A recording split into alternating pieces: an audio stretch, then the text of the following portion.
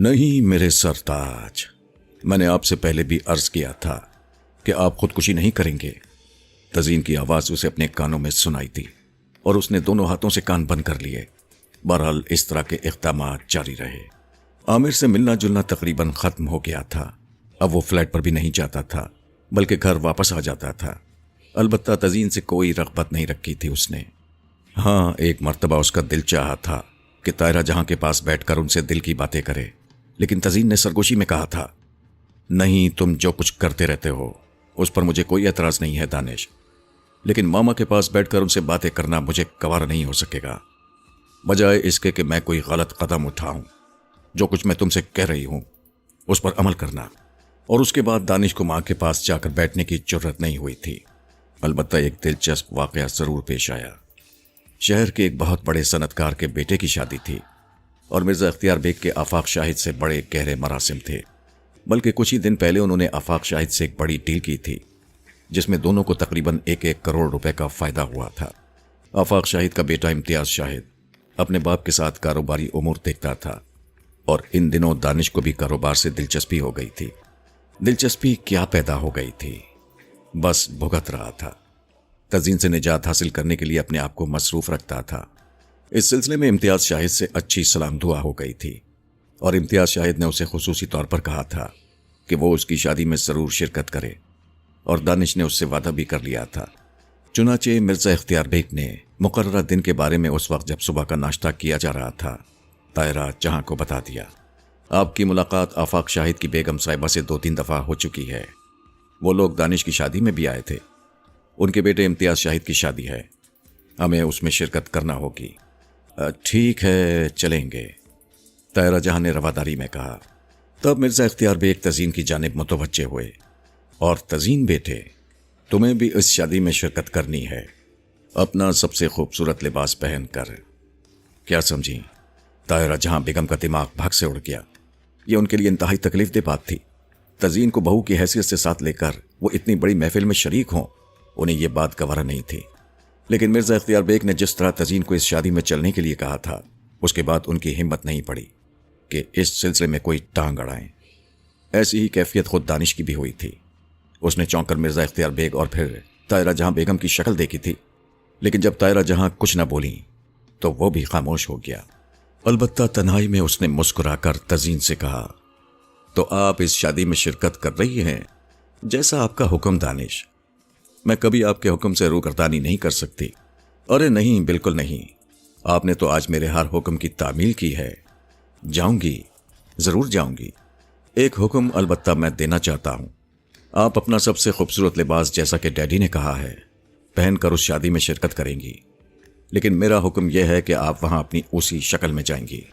کس شکل میں؟ وہی جس نے میری زندگی برباد کر دی ہے۔ اچھا، ڈھانچے کی شکل میں؟ جی ہاں، میں نے کہا نا کہ آپ کے ہر حکم کی تعمیل میرا فرض ہے۔ آپ جس طرح چاہیں گے میں اسی طرح کروں گی۔ ویری گڈ، تو آپ یہ وعدہ کر چکی ہیں؟ جی بالکل، تب پھر مجھے منظور ہے۔ ذرا میرے لیے بھی کوئی خوبصورت سا لباس منتخب کر دیجیے گا۔ آپ بالکل فکر نہ کریں، تزین نے بڑی سعادت مندی سے کہا، اور دانش خاموش ہو گیا۔ البتہ دوسرے دن طاہرہ جہاں نے کنی کترائی تھی۔ ان دنوں نہ جانے کیسی کیفیت ہو گئی تھی، ذرا سے رش میں جاتی تو دل گھبرانے لگتا اور طبیعت الٹنے لگتی۔ عزیزہ بیگم سسکتی رہی اور دیدار خالہ سوچ میں ڈوبی رہی۔ کچھ لمحوں کے بعد انہوں نے گردن اٹھا کر کہا، اب کیا ارادے ہیں عزیزہ؟ کچا چباؤں گی اس کو، چھوڑوں گی نہیں دیدار باجی، چھوڑوں گی نہیں۔ آپ یقین کریں ایسا دل ٹوٹا ہے دنیا سے کہ ساری دنیا ہی مکار لگنے لگی ہے۔ میں بھی، دیدار خالہ نے مسکرا کر کہا۔ نہیں دیدار باجی، آپ نے تو اس وقت میرا اس طرح ساتھ دیا ہے کہ اگر میری کوئی سگی بہن بھی ہوتی تو یہ سب کچھ نہ کرتی۔ سگی بہنوں سے بڑھ کر ہوں تمہارے لیے عزیزہ، تم سمجھتی کیا ہو؟ چلو چھوڑو ان ساری باتوں کو، یہ بتاؤ کیا کرو گی؟ چوٹی کاٹ دوں گی، نہ کاٹ دوں گی کم وقت کی، منہ کالا کر کے محلے میں گھماؤں گی۔ جو کر سکتی ہو وہ بتاؤ، غصے اور جوش میں تو یہ باتیں کہی ہی جاتی ہیں، دیدار خالہ نے کہا۔ آپ بتائیے دیدار باجی، کیا کروں میں اس کم وقت کے ساتھ؟ انتظار کرو، سمجھی؟ انتظار کرو۔ अभी कुछ ना करो, बल्कि उस पर बिल्कुल जाहिर मत होने दो कि तुम्हें उसके बारे में सब मालूम हो चुका है। क्यों दीदार बाजी, मुझसे कैसे सब्र होगा? सब्र तो तुमने करना ही है। अब जबकि बाबर शाह ने तुम्हें इत्मीनान दिला दिया है और तुमने बात उनके कानों तक पहुंचा दी है, तो फिर इंतजार करो। वो सारे काम करेंगे। वो खुद तुम्हें बताएंगे कि नीलम के साथ क्या करना है। अब ऐसी मामूली बात तो नहीं है। जो हुआ है वो बहुत बुरा हुआ है। एहसान अहमद के ऊपर से उस पानी का असर कम करना होगा। अगर अभी से तुमने बात खोल दी तो सभी होशियार हो जाएंगे। जहां तक नीलम का ताल्लुक है, जरा ये तो मालूम करो कि सारा काम हुआ कैसे है। मगर ऐसे नहीं कि जाते ही उस पर पिल पड़ो। इंतजार करो, सब्र करो कि बाबर शाह क्या कहते हैं। और एक काम भी करो। जी, मालूम है वो पानी कहां रखा हुआ है? मुझे नहीं मालूम थी दारबाजी। उस कमबख्त पर भरोसा कर लिया था। तुम खुफिया तौर पर वो पानी तलाश करो और उस पानी की जगह सादा पानी डाल दो। उसके बाद खामोशी इख्तियार करो। फिर बाबर शाह साहब से होदी हम लोग पूछ लेंगे कि उस कमीनी को क्या सजा दी जाए। तब तक देखा जाएगा। भागने नहीं दूंगी उसे दीदार बाजी, निकलने नहीं दूंगी कमबख्त मारी को। अजीजा बेगम ने दीदार खाला को उनके घर पर उतारा और उसके बाद वहां से चल पड़ी। घर पहुंची तो मामूलात में कोई तब्दीली रौनमा नहीं हुई थी। नीलम सामने से गुजरी तो उनकी आंखों में खून उतर आया। उसे देखती रह गई और फिर आंखों पर हाथ रखकर अपने कमरे की जानिब चल पड़ी। देखूंगी तुझे नीलम, देखूंगी, उन्होंने कहा और कमरे में दाखिल होकर दरवाजा अंदर से बंद कर लिया। इम्तियाज शाहिद ने कुछ ज्यादा ही दोस्ती का सबूत दिया। वो दानिश के करीब आना चाहता था। चुनाचे उसने फोन करके दानिश से कहा, दानिश एक दरखास्त करना चाहता हूं। जी इम्तियाज साहब। यार दोस्तों से कह बैठा हूं कि शहर के कारोबारी बादशाह मिर्जा इख्तियार बेग के साहबजादे दानिश से मेरी अच्छी दोस्ती हो गई है। चुनाचे मैं चाहता हूं कि आप बारात में मेरे साथ हों। बराह रास्त वहां पहुंचने की कोशिश ना करें। ठीक है, मैं आ जाऊंगा। यह कौन सी बड़ी बात है? किस वक्त पहुंचना है मुझे? मेरे घर का पता तो आपको मालूम ही होगा। बस 9:30 बजे तक घर से निकलेंगे आप, लेकिन हम चंद दोस्त ही साथ जाएंगे। ठीक है, मैं आ जाऊंगा। दानिश ने वादा कर लिया। कोई ऐसी अहम बात तो नहीं थी। फैमिली के साथ जाने के बजाय वहां से इम्तियाज के साथ चला जाएगा। मुकर्ररा वक्त पर घर में तैयारियां होने लगीं। एक बार फिर उसने तजीन से इसी मौजू पर बात की थी। तुम्हें याद है ना, तुमने क्या वादा किया है मुझसे? तजीन मुस्कुरा दी। छोटी छोटी बातों पर इतनी ज्यादा तवज्जो ना दिया करें दानिश। आपने जैसा कहा है मैं वैसा ही करूंगी। चलो ठीक है। बेचारे इम्तियाज शाहिद की शादी खराब होगी, मगर यह भी एक लतीफा रहेगा कि तुम्हें दुनिया देखेगी तो सही। मुझे इस बात की परवाह नहीं है कि उसके बाद क्या होगा। कम से कम मेरे माँ बाप के इल्म में तो आना चाहिए कि तुम हो क्या। मेरी जबान तो तुम बंद कर देती हो। बस इतने नाराज ना हुआ करो। मुझे तुम्हारी नाराजगी अच्छी नहीं लगती। शर्त है, इस बात का ख्याल रखना। तुमसे कभी झूठ बोला है आज तक? तजीन ने कहा। दानिश अंदर ही अंदर सुलग उठा। दानिश 9 बजे तैयार होकर घर से निकल गया। वो एक खूबसूरत नौजवान था। गहरे नीले रंग के इंतहाई हसीन सूट में मलबूस शहजादा लग रहा था। मिर्जा इख्तियार बेग को उसने पहले ही बता दिया था कि वो इम्तियाज शाहिद के साथ बाराती की हैसियत से आएगा। दानिश अपनी शानदार कार में चल पड़ा। उधर तजीन तैयारियां कर रही थी और तैयार होकर वो सास ससुर के सामने आई तो मिर्जा इख्तियार बेग तो उस पर सदक़े वारी होने लगे। लाखों में एक है मेरी बहू। देख रही हो ना तायरा जहां, दुनिया देखेगी तो देखती रह जाएगी। तजीन दर हकीकत उस वक्त बहुत हसीन लग रही थी।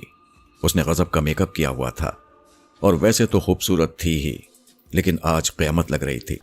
तायरा जहां ने एक निगाह उस पर डाली, बड़ी मुश्किल से मुस्कुराई, क्योंकि मिर्जा इख्तियार बेग उन्हीं की तरफ देख रहे थे।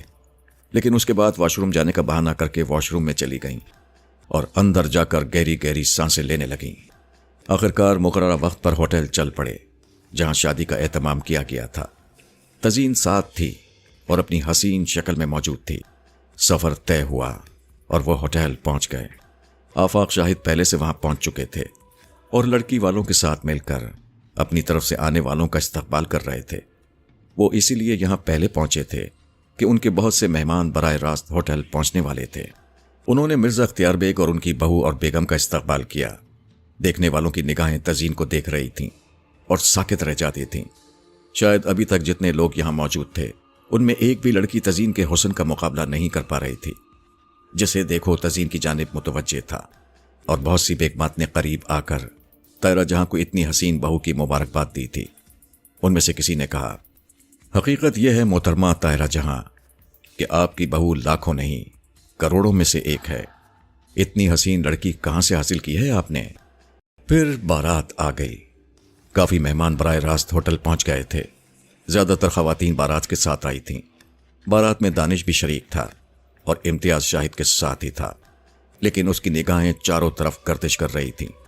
پہلے اسے مرزا اختیار بیگ نظر آئے تو اسے اندازہ ہو گیا کہ یہ لوگ پہنچ چکے ہیں۔ پھر خواتین کے جھرمٹ میں وہ طاہرہ جہاں اور تزین کو تلاش کرنے لگا۔ اسے اس بات پر حیرت تھی کہ ابھی تک یہاں کوئی ہنگامہ نہیں ہوا تھا۔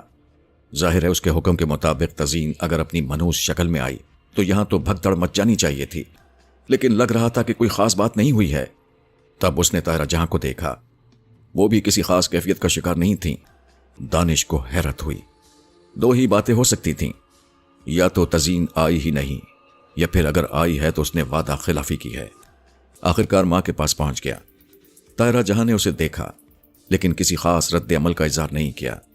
البتہ دانش نے طاہرہ جہاں کے پاس پہنچ کر کہا، ماما تزین نہیں آئی کیا؟ کیوں نہ آتی؟ سسر کی چہیتی کیسے نہ آتی؟ ہم آتے یا نہ آتے، لیکن وہ ہے کہاں؟ اسے لڑکیوں نے گھیرا ہوا ہے۔ اصل دلہن تو وہی بنی ہوئی ہے، وہ ادھر دیکھو۔ طاہرہ جہاں نے کہا اور دانش کی نگاہیں اس طرف اٹھ گئیں۔ دوسرے لمحے وہ ہکا بکا رہ گیا۔ تزین نے جو لباس پہنا ہوا تھا وہ شاید کسی اور لڑکی نے نہیں پہنا تھا۔ اس کا چہرہ اتنا بھیانک نظر آ رہا تھا، سوکھی ہوئی ہڈیوں کا ڈھانچہ صاف محسوس ہو رہا تھا کہ اس حسین لباس کے نیچے ایک انسانی ڈھانچہ موجود ہے۔ شکل بے حد بھیانک لگ رہی تھی۔ اس نے منہ پر لپسٹک لگائی ہوئی تھی اور اس کے لمبے لمبے دانت چھلک رہے تھے۔ غالباً وہ مسکرا رہی تھی۔ دانش نے پھٹی پھٹی آنکھوں سے یہ سارا منظر دیکھا اور اس کے بعد آس پاس کی لڑکیوں کو جو تزین میں بے پناہ دلچسپی لے رہی تھیں۔ کیا یہ سب پاگل ہو گئی ہیں؟ ان میں سے کسی کو اس ڈھانچے سے کوئی خوف محسوس نہیں ہو رہا ہے؟ یا پھر تزین نے کوئی ایسا ماحول بنا لیا ہے کہ وہ اسے اس حالت میں بھی قبول کرنے کے لیے تیار ہیں؟ دانش نے اپنے اندر بڑی کمزوری محسوس کی۔ ایک طرف جا کر ایک کرسی پر بیٹھ گیا اور وہاں سے تزین کا جائزہ لیتا رہا۔ تزین نے جھوٹ نہیں بولا تھا۔ جیسا دانش نے کہا تھا اس نے ویسا ہی کیا تھا، اور ہڈیوں کے ڈھانچے کی شکل میں وہ نظر آ رہی تھی۔ کیا ہو رہا ہے؟ یہ سب کیا ہو رہا ہے؟ دولہا اپنی مخصوص جگہ جا کر بیٹھ گیا تھا، لیکن چند ہی لمحات کے بعد دو آدمی دانش کے پاس پہنچ گئے۔ دانش صاحب، امتیاز صاحب آپ کو بلا رہے ہیں۔ اچھا، آتا ہوں۔ بہت دیر تک وہ سوچتا رہا، پھر کچھ صورتحال اس کی سمجھ میں آنے لگی۔ تزین کچھ بھی کر سکتی تھی۔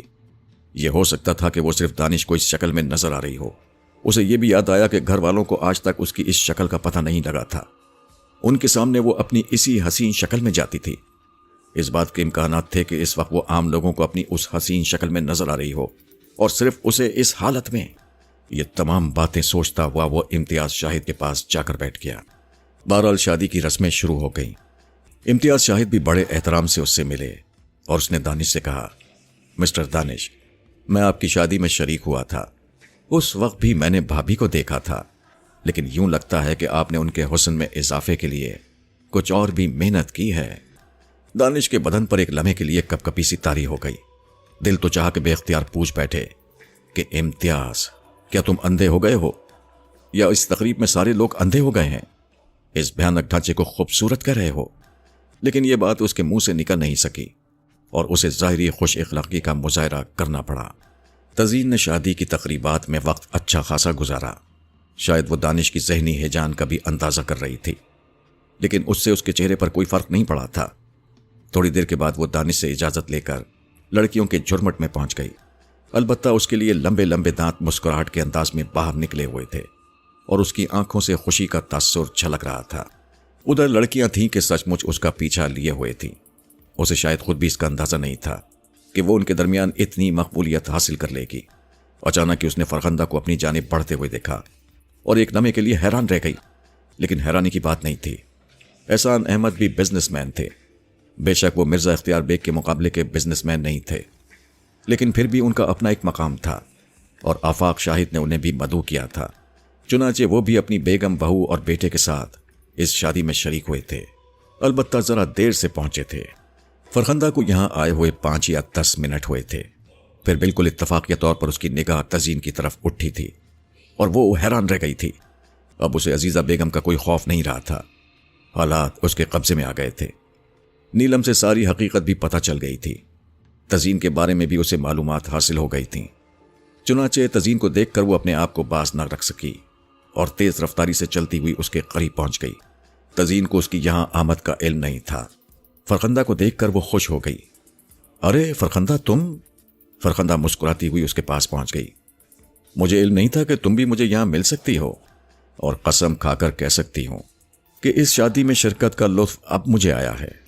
हाँ फरखंदा, मुझे भी तुम्हें देखकर बहुत खुशी हुई है। कहो, हालात ठीक ठाक जा रहे हैं ना? फिर वो फरखंदा का तारुफ दूसरे लोगों से कराने लगी। दानिश गुमसुम बैठा हुआ था और बहुत से अंदाजे लगा रहा था। मुख्तलिफ प्रोग्राम जारी रहे, खाना वगैरह खाया गया। अचानक ही दानिश को कुछ ख्याल आया। उसने इधर उधर देखा और इम्तियाज शाहिद से इजाजत लेकर अपनी जगह से उठ गया। वो एक फोटोग्राफर के पास पहुंचा और कहने लगा, इधर आओ, मेरी एक तस्वीर बनानी है, लेकिन ये प्राइवेट तस्वीर है। जब तुम इसे डेवलप कर लो तो मुझे दे देना। ये मेरा कार्ड रख लो, मुंह मांगे पैसे दूंगा। परवाह मत करना किसी चीज की। सर, आप कैसी बातें कर रहे हैं? मैं आपको जानता हूं, पैसों का कोई मसला नहीं है। आपकी खिदमत करके मुझे बड़ी खुशी होगी। दानिश ने इशारे से तजीन को अपने पास बुलाया। तजीन बड़े एहतराम से उसके पास पहुंच गई। तजीन, मैं तुम्हारे साथ कुछ तस्वीरें बनवाना चाहता हूं।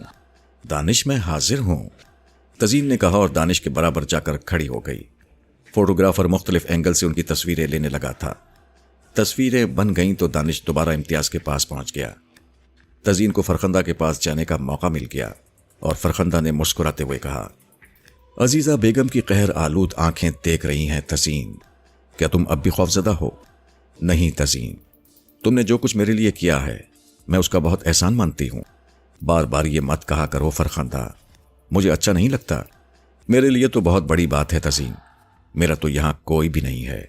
वालिदैन मुल्क से बाहर हैं जिन पर मुझे बड़ा भरोसा था, ताहम अब सब कुछ ठीक है। असल शुक्रिया तुम्हें दीदार खाला का करना चाहिए, जिनकी वजह से मुझे तुम्हारे बारे में मालूम हुआ।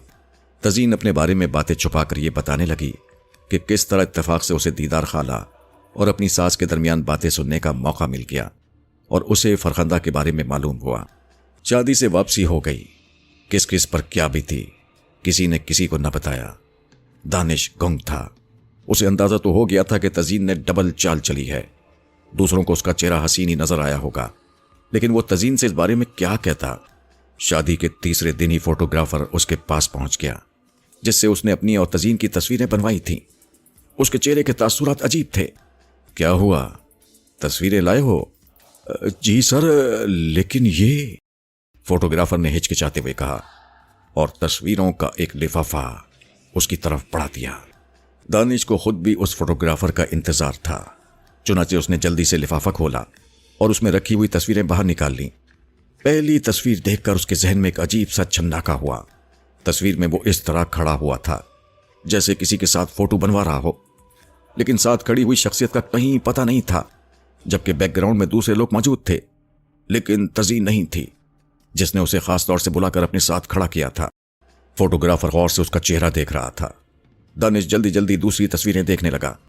फोटोग्राफर के सामने वो कोई तासुर नहीं देना चाहता था। जो ख्याल उसके दिल में था उसकी तस्दीक हो गई, लेकिन उसने फोटोग्राफर पर इसका इजहार नहीं होने दिया और हैरान लहजे में बोला, ये तुमने क्या किया है? सर, खुदा की कसम, मैं खुद पागल हो रहा हूं जब से मैंने इन तस्वीरों को डेवलप किया है। सर, ये मेरी जिंदगी का सबसे अनोखा वाकया है, लेकिन तुमने ये क्या किया? इस तरह की तस्वीरें यादगार होती हैं। सर, मुझे तो कोई शोभदागरी लगती है, कोई तकनीक मालूम होती है सर। अगर ऐसा है तो आपको खुदा का वास्ता मुझे बता दीजिए। सुनो, इस बदतमीजी के जवाब में तुम्हारे साथ मैं बहुत बुरा सलूक कर सकता हूं। तस्वीरें तुमने बनाई हैं और शोबदेबाजी का इल्जाम मुझ पर लगा रहे हो। नहीं सर, मैं आप पर कोई इल्जाम नहीं लगा रहा हूं, मैं तो खुद हैरान हूं सर। देखिए, बैकग्राउंड की तस्वीरें आई हैं, सिर्फ आपकी मिसेस की तस्वीर नहीं आई। अगर उन्होंने कोई ऐसा लिबास पहना भी था जो तस्वीरों में नहीं आता, सुना है इस तरह के लिबास भी ऐजाद हो गए हैं, लेकिन चेहरा और हाथ पांव तो नजर आने चाहिए थे। चलो, अपनी तस्वीरों का ये मुआवजा लो और फौरन दफा हो जाओ, बजाय इसके कि मेरा दिमाग मजीद खराब हो जाए। सर, मैं तस्वीरों के मुआवजे के लिए नहीं आया हूं, آپ میرے اوپر ایک احسان کر دیں، ایک مرتبہ اور میڈم کے ساتھ تصویریں کھنچوا لیں۔ میں جواب میں دانش نے چپڑاسی کو بلانے کے لیے گھنٹی بجا دی۔ عزیزہ بیگم نے دیدار خالہ کا استقبال کیا اور پھر کہنے لگی، دیدار باجی، شاہ جی کو چیزیں پہنچانی ہے، اب میں کہاں چاندی اور سونا تلاش کرتی پھروں گی؟ انہیں اس کی رقم دے دی جائے، جادو خود سونا چاندی خرید لے گا۔ تو ٹھیک ہے، یہی کرتے ہیں۔ کب پہنچانی ہے رقم؟ اسی لیے تو میں نے آپ کو بلایا ہے دیدار باجی۔ چلو پھر چلتے ہیں۔ رقم کا بندوبست کر لیا ہے؟ جی بالکل کر لیا ہے۔ دور ہی سے انہیں آتے ہوئے دیکھ لیا گیا تھا اور عامل صاحب ان کے استقبال کے لیے تیار تھے۔ باہر آ کر انہوں نے عزیزہ بیگم سے ملاقات کی اور دیدار خالہ کی طرف دیکھ کر بولے، جی دیدار بیگم، آ گئے آپ لوگ؟ بیٹھ جائیے۔ کیا صورتحال ہے؟ آپ کی ہدایت پر عمل کر رہی ہوں شاہ جی۔ اللہ کا فضل ہے، کوئی ایسی ویسی بات نہیں ہوئی۔ میں نے خود بھی خیال کیا ہے کہ احسان احمد کے ساتھ کوئی بدزبانی نہ کروں، بلکہ سچی بات تو یہ ہے کہ اب میں ان کے سامنے زیادہ آتی ہی نہیں۔ یہ نذرانہ لائی ہوں آپ کے حکم کے مطابق۔ بازار سے سونے چاندی کا بھاؤ معلوم کر لیا ہے شاہ جی۔ معافی چاہتی ہوں کہ چیزیں خرید کر نہیں لا سکی۔ آپ کو کوئی اعتراض تو نہیں ہے؟ جادو، انہیں بتاؤ کہ ہمیں خود ان چیزوں سے نفرت ہے، بس ضرورت مندوں کی مدد کرنا ہوتی ہے جن کی نگاہیں ہماری طرف لگی ہوتی ہیں۔ آپ یہ رقم جادو کو دے دیجئے۔ کیا سمجھی آپ؟ جی شاہ جی۔ میرا کام کب تک ہو جائے گا؟ جتنی جلدی ممکن ہو سکا۔ ہر کام کے لیے وقت تو لگتا ہی ہے۔ اس نوکرانی کے ساتھ آپ نے کیا سلوک کیا؟ شاہ جی ابھی تک میں نے اسے کچھ نہیں کہا۔ دیدار خالہ نے مجھے سمجھایا کہ اگر میں نے ہنگامہ کیا تو بات سب کے سامنے آ جائے گی۔ احسان احمد بھی پوچھ بیٹھیں گے کہ نیلم کے ساتھ میں نے یہ سلوک کیوں کیا ہے۔ چلو میں نہیں بتاؤں گی، لیکن نیلم تو بتا دے گی اور اس طرح بات کھل جائے گی۔ پتہ نہیں احسان احمد میرے ساتھ کیا سلوک کریں۔ یہ مشورہ آپ کو دیدار بیگم نے دیا تھا؟ بابر شاہ نے مسکراتے ہوئے پوچھا۔ جی شاہ جی۔ تب تو دیدار بیگم آپ کو ہماری شاگردی اختیار کرنی چاہیے، کیونکہ بعض معاملات میں آپ ہم سے بھی سمجھدار ہیں۔ جو پانی ہم نے آپ کو پڑھ کر دیا تھا وہ ایک عام بوتل میں تھا۔ ایسی بوتلیں ہر جگہ مل جاتی ہیں۔ آپ ایسا کیجئے کہ وہ پانی وہاں سے ہٹا دیجئے اور دوسری ویسی ہی بوتل میں اتنا ہی پانی بھر کر اس کی جگہ رکھ دیجئے۔ نیلم اگر وہ پانی احسان احمد کو پلاتی ہے تو پلاتی رہے، کیونکہ وہ سادہ پانی ہوگا۔ آپ جس طرح بھی ممکن ہو سکے وہ پانی تھوڑا تھوڑا کر کے اپنے بیٹے کو پلانا شروع کر دیجئے۔ وقت تو بے شک لگے گا، لیکن اس کی کیفیت پھر پہلے جیسی ہو جائے گی، جبکہ احسان احمد وہ سادہ پانی پینے سے بہتر ہوتے چلے جائیں گے۔ شاہ جی میں بالکل ایسا ہی کروں گی۔ جادو، ہمارے مراقبے کا وقت ہو رہا ہے۔ اور ہاں دیدار بیگم، آپ کسی کو اپنے ساتھ یہاں لانا چاہتی تھیں؟ جی شاہ جی، دوسری بات میں یہی کرنے والی تھی۔ اب میں طاہرہ جہاں کو آپ کی خدمت میں لانا چاہتی ہوں۔ لے آئیے۔ کب لا رہی ہیں آپ انہیں؟ جب آپ حکم دیں شاہ جی۔ ٹھیک ہے، پھر کل زوال کے بعد لے آئیے۔ 12 بجے کے بعد کسی وقت بھی آ سکتی ہیں۔ شاہ جی، آپ کا حکم سر آنکھوں پر، بس ایک ذرا سی ہیچ ہے۔ وہ کیا؟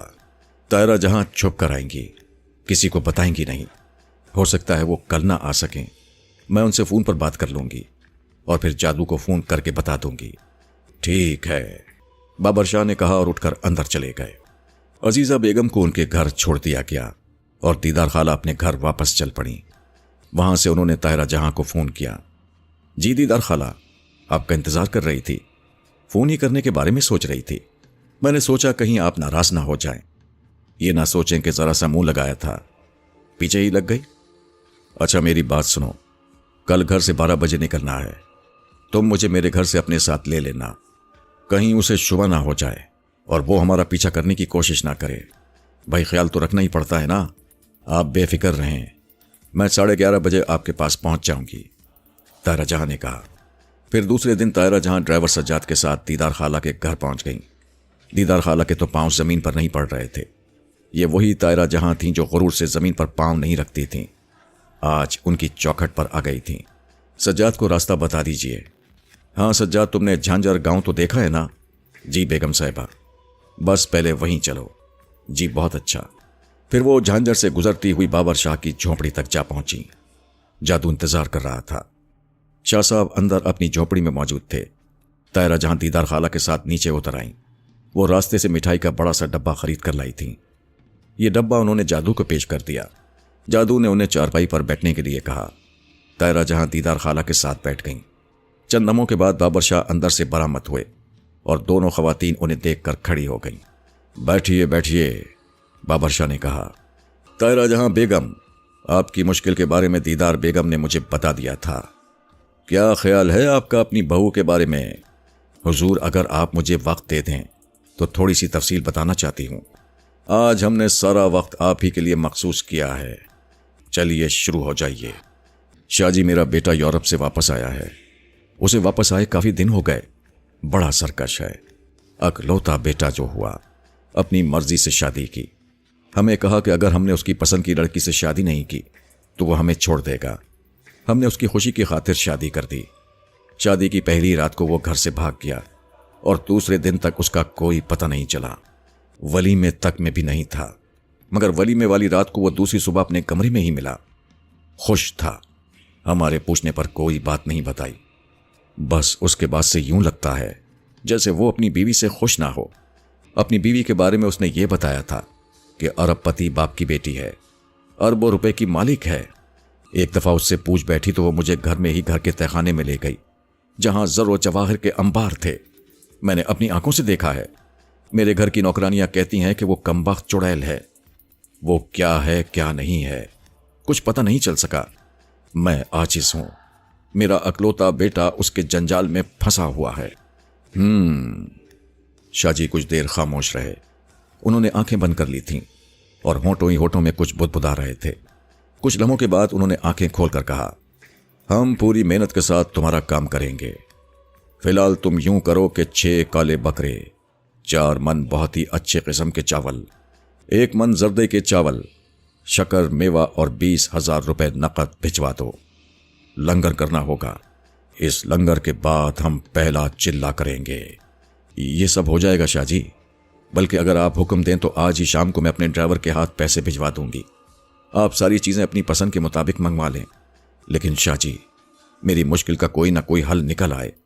उस जादूगरनी या चुड़ैल को फना करके मैं अपने बेटे की दूसरी शादी करूंगी। सब कुछ ही बता दिया है मैंने आपको। बस एक बात रह गई। मेरा ड्राइवर सज्जाद सामने गाड़ी में बैठा हुआ है। मैंने उससे कहा था कि जरा सा उसके बारे में मालूमात हासिल करे और ये देखे कि ये कहाँ जाती है, किससे बात करती है। तो शाहजी एक अनोखा वाकया पेश आया।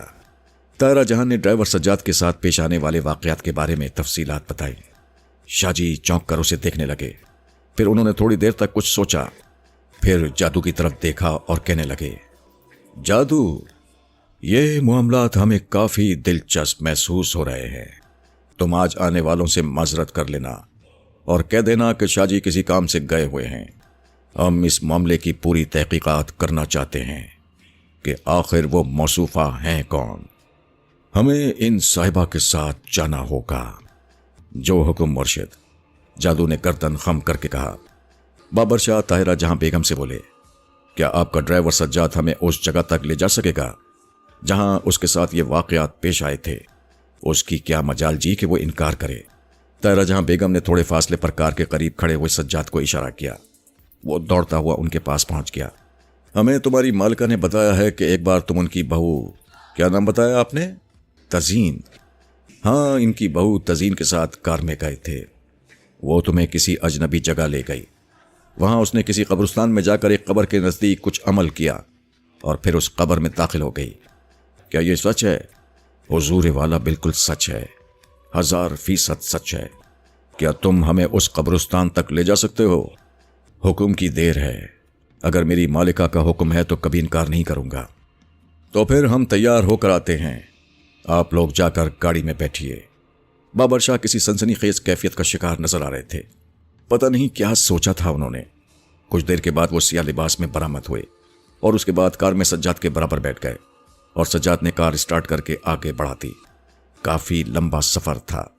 रास्ते में मुकम्मल खामोशी तारी रही थी। तायरा जहां बेगम परेशानी का शिकार थीं। फासले तय हो गए और सज्जाद उस कच्चे रास्ते पर कीमती कार दौड़ाता हुआ अपने अंदाजे के मुताबिक उसी जगह पहुंच गया जहां वो कब्रिस्तान था। उसने एक जगह गाड़ी रोक दी और नीचे उतर आया। उसकी निगाहें चारों तरफ भटक रही थीं। बहुत देर तक वो इधर उधर देखता रहा। वो सर खुजा रहा था।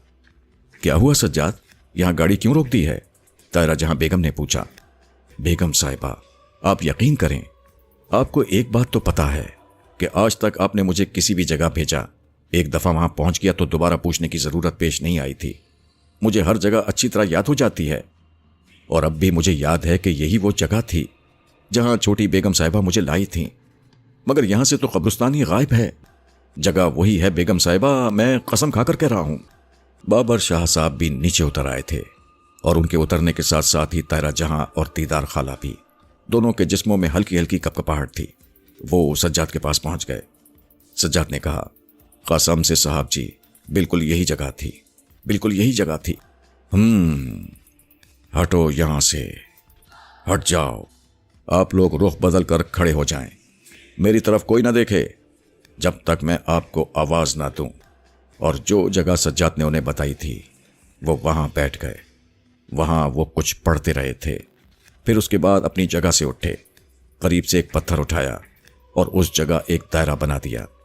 फिर वो सज्जाद से कहने लगे, हाँ ड्राइवर, तो यही है ना वो जगह? शाहजी, इसके अलावा और कुछ नहीं कह सकता मैं। उधर देखो जरा। बाबर शाह ने एक तरफ इशारा किया। सज्जाद की निगाहें उस तरफ उठ गईं। ये वो नीम का दरख्त था जहां से सज्जाद ने उसके पत्ते तोड़कर गाड़ी की डिक्की में रखे थे। सज्जाद एकदम उछल पड़ा। जी जी जी शाहजी, कसम ईमान की, यही वो पेड़ है जहां से मैंने नीम के पत्ते तोड़कर गाड़ी की डिक्की में रखे थे। फिर न जाने क्या सोचकर सज्जाद ने पेड़ की जानिब दौड़ लगा दी। बाबर शाह, ताहिरा जहां और दीदार खाला उसे भागते हुए देखती रहीं। सज्जाद नीम के पेड़ के नजदीक पहुंच गया। उसने ऊपर निगाह डाली और फिर उसकी दिलखराश चीख उभरी, और जिस तेजी से वो उधर गया था उसी तेजी से दौड़कर वापस आने लगा। लेकिन रास्ते में उसे ठोकर लगी और वो जमीन पर गिर पड़ा। दूसरे ही लम्हे वो साकित हो गया। हाय मेरे मौला, ये क्या हो गया? ताहिरा जहां के हलक से दहशत भरी आवाजें निकलने लगी और वो वहीं सीना पकड़कर जमीन पर बैठ गई। बाबर शाह भी कुछ लम्हों तक वहीं खड़े रहे। फिर वो आहिस्ता आहिस्ता कुछ बुदबुदाते हुए दोनों हाथ फजा में फैलाकर उन्हें गर्दिश देते हुए आगे बढ़े और ड्राइवर सज्जाद के पास पहुंच गए। सज्जाद के मुंह से झाग निकल रहा था और वो नीम बेहोशी की कैफियत में था। बाबर शाह ने दीदार खाला से कहा, क्या कार में पानी वगैरह मौजूद है? तायरा जहां जो कुछ दुआएं पढ़ रही थीं, ये सुनकर गर्दन हिलाने लगी। दीदार खाला उनसे ज्यादा बाहिम्मत थीं। आगे बढ़ी और कार में रखी हुई पानी की बोतल निकाल कर लाई। बाबर शाह सज्जाद का चेहरा पानी से भिगोने लगे और कुछ लम्हों के बाद सज्जाद होश में आ गया। वो थर थर कांप रहा था। बाबर शाह ने उसे उठाया, उसे लिए हुए कार की जानिब चल पड़े। आवाज दुरुस्त करो सज्जाद, आओ चलो गाड़ी में बैठो, आ जाओ, लो पानी पियो। सज्जाद ने पानी की आधी बोतल खाली कर दी थी और फिर वो बाबर शाह का सहारा लिए कार तक आ गया। बाबर शाह ने उसे ड्राइविंग सीट के बराबर वाली सीट पर बिठा दिया। फिर उन्होंने इधर उधर देखा और उसके बाद खुद आगे बढ़कर दरख्त के करीब पहुंच गए। वो दरख्त का जायजा लेते रहे। वो दरख्त के नीचे थोड़ी देर तक खड़े रहे। फिर उन्होंने एक शाख से 3 पत्तियां तोड़ी और उन्हें एहतियात से एक रुमाल में लपेटकर अपने लिबास में रख लिया। उसके बाद वो वापस कार के पास आ गए और सज्जाद से कहने लगे, तुम्हें क्या हुआ था ड्राइवर? ईमान की कसम शाहजी, एक शाख पर 2 पांव लटके हुए थे। इतने लंबे पांव कि मैंने आज तक नहीं देखे। कोई 5-5, 6-6 फुट लंबे पांव होंगे। ऊपर की एक शाख से नीचे तक आ रहे थे और हिल रहे थे। पांव किसी औरत के थे। कसम ईमान की, मुझे झूठ बोलने से क्या हासिल। मैंने होश हवास के आलम में वो पांव देखे थे और बस मेरी हिम्मत टूट गई। औरतों की कपकपाहट में मजीद इजाफा हो गया था। वो वहशत भरी आंखों से उस पुरस्कार दरख्त को देख रही थीं और शाहजी की निगाहें इधर उधर भटक रही थीं। दफातनी वो चौंक पड़े। उन्होंने देखा कि एक नौजवान औरत देहाती लिबास पहने हुए छम छम करती एक तरफ जा रही है। फासला बहुत ज्यादा नहीं था। उसने मामूली से कपड़े पहने हुए थे और एक टोकरा उठाया हुआ था जिसमें शायद सब्जियां रखी हुई थीं। अचानक ही बाबर शाह ने चीख कर कहा, ए लड़की, जरा रुको। जाती हुई औरत रुक गई, लेकिन उसने रुख नहीं बदला था। कोई आएगा मेरे साथ? सज्जाद, तुम्हारी क्या हालत है? सरकार, मेरे तो हाथ पांव जवाब दे गए हैं। लड़की अपनी जगह रुकी खड़ी थी। बाबर शाह तेजी से आगे बढ़े तो लड़की ने एकदम भागना शुरू कर दिया। ए, रुक जाओ, तुमसे कुछ पूछना चाहता हूं, रुक जाओ। مجھے بتاؤ یہاں قبرستان کہاں ہے؟ لڑکی میں تمہیں کوئی نقصان نہیں پہنچاؤں گا۔ رک جاؤ۔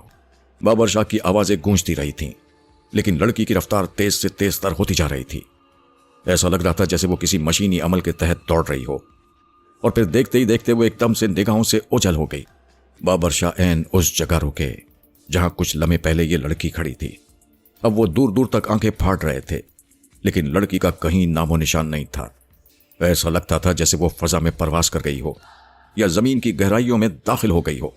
بابر شاہ کچھ لمحے تک سوچتے رہے، پھر انہوں نے ادھر ادھر دیکھ کر زمین سے ایک پتھر اٹھایا اور اس جگہ دائرہ بنانے لگے۔ یہ دائرہ بنا کر وہ وہاں کچھ دیر کھڑے پڑتے رہے اور اس کے بعد وہاں سے واپس پلٹے۔ دیدار خالہ اور طاہرہ جہاں کی سٹی گم تھی۔ دیدار خالہ نے وحشت کے عالم میں کہا، میرے مالک، آج تو کلیجہ ہل کر رہ گیا ہے۔ ارے سجاد بھیا، اپنے آپ کو سنبھالو، گاڑی کون چلائے گا؟ لیکن سجاد اس قابل نظر نہیں آ رہا تھا کہ گاڑی چلا سکے۔ بابر شاہ کار کے قریب پہنچ گئے۔ کہاں گئی وہ؟ دیدار خالہ نے پوچھا، لیکن شاہ جی نے کوئی جواب نہیں دیا۔ وہ کار کی ڈرائیونگ سیٹ پر بیٹھے، پھر انہوں نے کار اسٹارٹ کر کے اسے ریورس کرنا شروع کر دیا اور پھر اسے واپس لے کر اسی کچے راستے پر چل پڑے جہاں سے وہ لوگ آئے تھے۔ فرخندہ نے باہر جانے والا لباس پہنا ہوا تھا اور مقبول اسے ساتھ لے جانے کے لیے تیار تھا۔ بہو بیٹے سے کچھ بھی نہیں کہہ سکیں، واپس کمرے میں چلی گئیں اور انگاروں پر لوٹنے لگیں۔ ایک بار پھر نیلم ذہن میں آ گئی اور ان کا کلیجہ پھکنے لگا۔ جب تک ایمانداری سے مقبول کو پانی پلا رہی تھیں، اس وقت تک سب کچھ ٹھیک تھا۔ مقبول بالکل صحیح جا رہا تھا، لیکن جب سے اس نے ان کے ساتھ غداری کی تھی اور وہ پانی احسان احمد کو پلا دیا تھا، اس وقت سے سارا کھیل بدل گیا تھا۔ نہ صرف کھیل بدل گیا تھا بلکہ احسان احمد کے ہاتھوں ان کی جو بے عزتی ہوئی تھی وہ ان کے لیے ناقابل برداشت تھی۔ اور پھر بابر شاہ نے جو کچھ بتایا تھا وہ سنسنی خیز تھا۔ پانی کی وہ بوتل جسے انہوں نے تبدیل کر دیا تھا ان کے کمرے میں ہی محفوظ تھی اور انہوں نے اسے ایک الماری میں لاک کر دیا تھا۔ نہ جانے کیا خیال دل میں آیا، پانی کا گلاس لے کر آئیں اور بوتل کا سارا پانی اس گلاس میں انڈیل دیا اور گلاس ایک طرف رکھ دیا۔ نیلم کو بلایا تو نیلم پہنچ گئی۔ انہوں نے نفرت بھری نگاہوں سے اسے دیکھا اور کہنے لگی، دروازہ بند کر دے نیلم، آج تجھ سے کچھ خاص باتیں کرنی ہے۔ نیلم نے پلٹ کر دروازہ بند کر دیا، پھر ان کے سامنے پہنچ گئی۔ لے یہ پانی پی لے۔ عزیزہ بیگم نے پانی سے بھرا ہوا گلاس نیلم کی جانب بڑھا دیا تو نیلم نے سوالیہ نگاہوں سے انہیں دیکھا۔